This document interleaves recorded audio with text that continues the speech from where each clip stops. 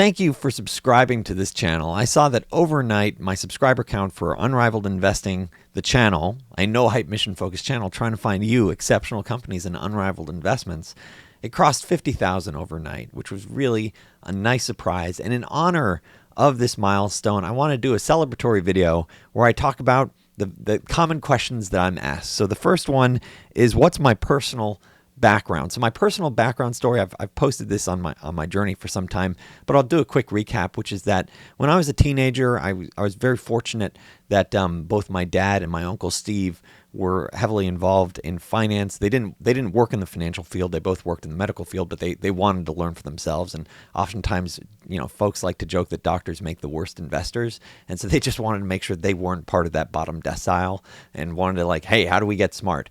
And so I was fortunate that they would read things and then say, hey, Daniel, if you're interested, check this out. And so, as a youngster, I was exposed to this book over my shoulder, Buffett, The Making of an American Capitalist by Roger Lowenstein. And that really sort of changed my life trajectory because it opened my eyes that you can be a good guy. You could be a good force. You don't have to be the greedy jerk in the room. You don't have to be the boisterous, jerk. And you could still be the winner in life. The good guys could win. And as a teenager, that really appealed to me. Okay, it's all about your inner scorecard, knowing your own value, working towards your own goals, and marching to your own beat. And you can not only march to your own drum, but there's also a chance that you get rich off of that as well. Having your own independent thought process. And so that really spoke to me. And I was fortunate enough to go to a couple of the investor meetings. And over this is another one of the questions I get is, what is that stuff over my shoulder? So that right there, I'm looking at my thumb currently pointing at, is a series of annual passes to the Berkshire Hathaway meetings over time. And that, if you're wondering, this is a little goofy, is an inflatable proton pack, because I always wanted to be a Ghostbuster as a kid. So here it is for Halloween. I can be Egon Spengler every Halloween going forward. So going back to the personal background. So I knowing that I really liked Warren Buffett, I really liked Charlie Munger, I wanted to go into finance. So I went to UCLA. Went as quick as possible, graduated in under 4 years, focused on econ right from the start. They didn't have a finance major. And, during that time, there was a speaker at UCLA, Stanley Gold, and he helped run some of Roy Disney's money. And he spoke and he said, look, there's going to be a financial crisis in the years ahead. People are going to be leaving their keys, their keys to their house in their mailbox because there's going to be this housing crisis.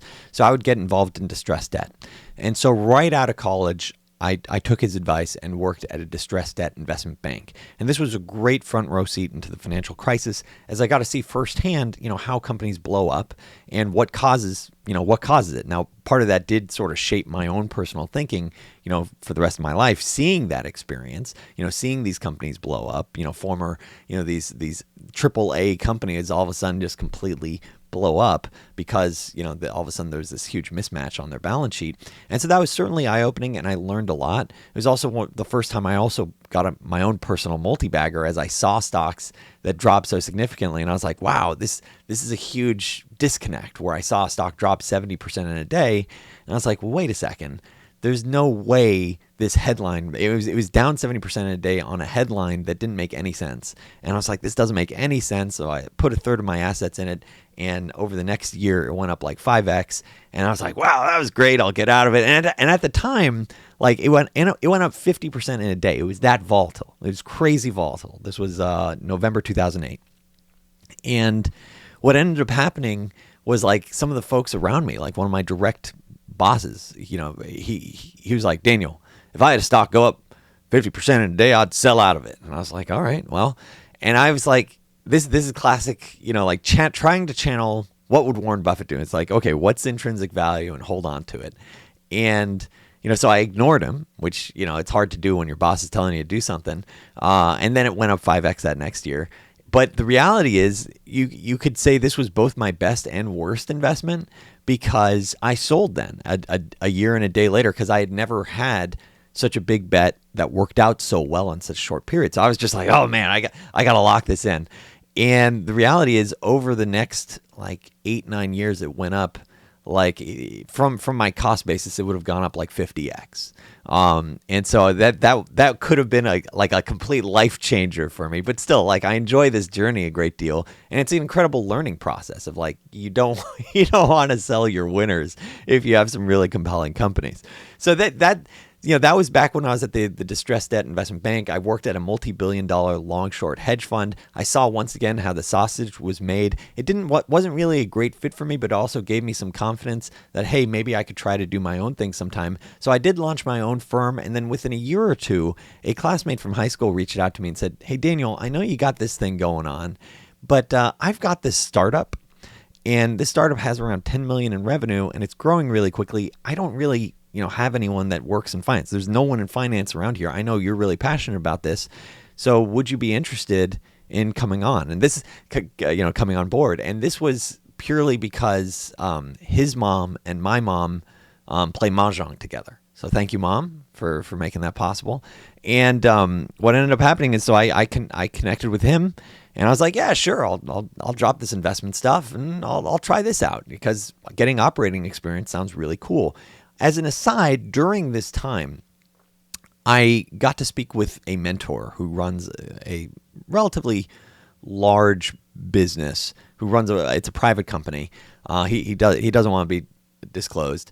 And his advice was that in life, you want to try to make yourself unrivaled. You want to find yourself an unrivaled value proposition, and that idea is what took root for this channel, is constantly look for those things that are unrivaled. And you can do that with better customer service. You can do that with, a brand. You can do that with a lot of different ways, but you should try to set yourself up as unrivaled. And that idea really, after that point, I said, well, wait a second. If I'm managing my own investment firm, it's really hard to be unrivaled. But here it is. Oh, there's this payments company, and now they're looking for someone to run the finance role, and it does seem unrivaled. And so I said, okay, let's do this. And so after a couple of years, at that payments company, it grew very quickly because it was unrivaled and it had this, strong trajectory to it. It grew from like 10 million to 40 million in revenue, which was a heck of a journey to see the operating side. I'm a big believer in Warren Buffett's quote where he talks about, I'm a better investor because I'm a businessman. I'm a better businessman because I'm an investor. I certainly learned a lot at that experience. So I'm grateful to have had that as part of my own personal journey. And in all honesty, as I've seen from my own personal experience doing this YouTube channel, is my eyes are open to the possibilities of the future. Like, in the future, maybe I'll go back to doing, business, working in the private sector where, getting to see firsthand the operations of a business, because it is so interesting to see those decisions and help make those decisions in terms of what happens. And so, did that for a couple of years. We did a very successful Series A financing that was worth, effectively a couple $100 million. And at that point, they were like, okay, we need to have someone that's, like professional grade, can take this company public. And I'm like, I haven't done that before. So I got out of that. And I was like, okay, so what do I do next? Do I want to go back into investing stuff? Because that's something that I'm really passionate about. And I thought, once again, well, wait a second, how can I try to make myself unrivaled? And going back to that advice.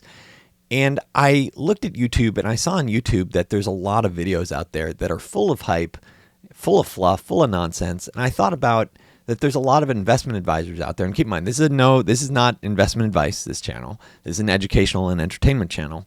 But there's a lot of professional investment advisors out there that their job is sort of misaligned with the interests of their customer, where they're saying, hey, you should buy this index and there's a heavy load on it, or this mutual fund and there's a big fee tied to it that pays them, or you should buy these hot stocks because that's what they read about. But they fundamentally didn't have any research background, whereas that was exactly my background, is heavy on research.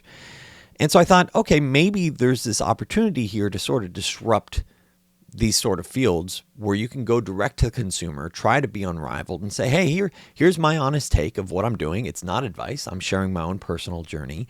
And that's sort of what got me here on this channel. I'm trying to be very rational, a no hype focus, no hype channel, trying to be, I'm trying to channel the inner Warren Buffett, the Peter Lynch, the Charlie Munger, of saying, okay, what would a rational investor pay, and how do I back that up? And it creates a dialogue as well. the dialogue we had on the Discord community just yesterday on Datadog was really thought-provoking. There were a lot of people that were posting there, and I was just like, wow, this is fantastic.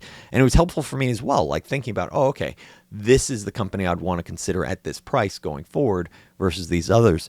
Okay, so let's go back to some more. So what's the goal with this channel? I think the goal is to continue to grow it going forward. If I'm adding value, I'd like to hear it. If there's, an aspect of way that I can improve this channel, I certainly want to hear, suggestions on ways I can improve it. So the goal is just to sort of have fun, keep growing this channel, and hopefully add value to the viewers, to the subscribers. Okay, so another question is, what about my hair? And so like a lot of folks say, what am I doing with my hair and that sort of stuff? And the answer, my mom's really not going to like this answer, but I don't wash my hair every day.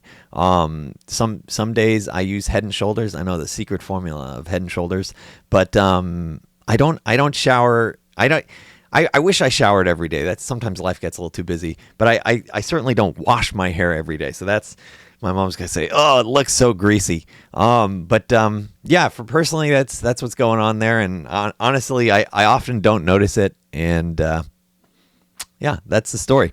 Okay, so then another question, you oftentimes see things like, hey, how much do you make from YouTube? And so the way monetization on YouTube works, at least for my channel, as far as I can tell, is that for every view, I get the equivalent. This is approximately of a half a penny. Maybe it's up to a full penny for every view. So that's why, as you can imagine, if you want to create, rational content, quality content over time, that's not like, this is the greatest stock ever, let me just get on the pump train, this full hype, full of nonsense. Like if you actually want to create quality stuff, the pizza money from YouTube isn't going to cover it. Getting a half cent to a cent for every view. And so because of that, that's also part of the reason why I oftentimes talk about Unrivaled in most of my videos, because I'm trying to say, hey, I'm trying to build this unrivaled community.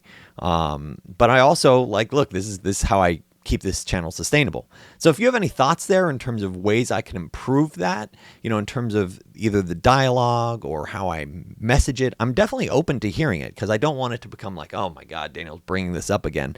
I'm trying to say look, this, if I were to try to do this purely on YouTube, it wouldn't be sustainable. And that's why I have unrivaledinvesting.com and the journey aspect, and where I'm trying to create real value, sharing my own personal journey, sharing ideas, and interacting on a daily basis. And there's a lot of really smart people on that Discord sharing thoughts.